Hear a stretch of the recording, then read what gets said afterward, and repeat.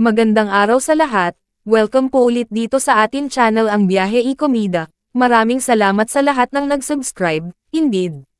Punta tayo sa atin topic, June 4, 2025. Luis Manzano, tatlo ang game shows sa pagbabalik sa showbiz. Luis Manzano, busy ulit sa game shows at endorsements. Aktibo muli si Luis Manzano sa showbiz matapos mabigang mahalal bilang bise-gobernador ng lalawigan ng Batangas noong May 12, 2025.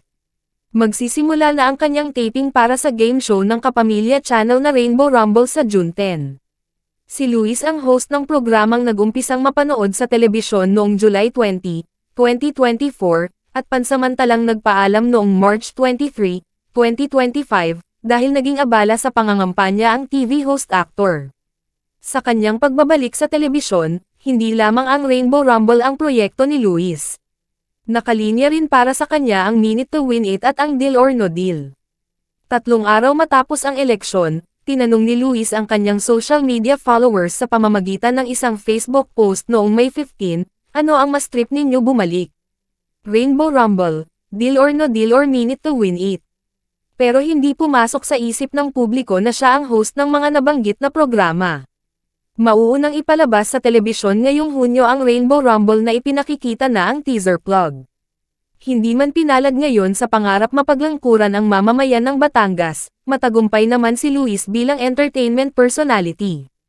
Bukod sa 3 programa sa home studio niya, 3 rin ang pumasok na product endorsements para kay Luis.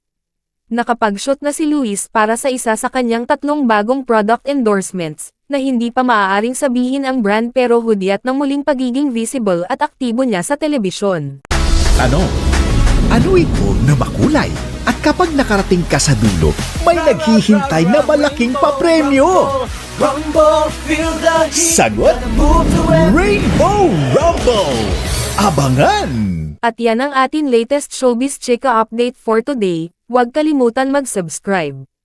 Click the notification bell for more showbiz chika updates. Like and share the video at suportahan po ang atin Facebook page. Maraming salamat sa lahat ng nag-subscribe, indeed.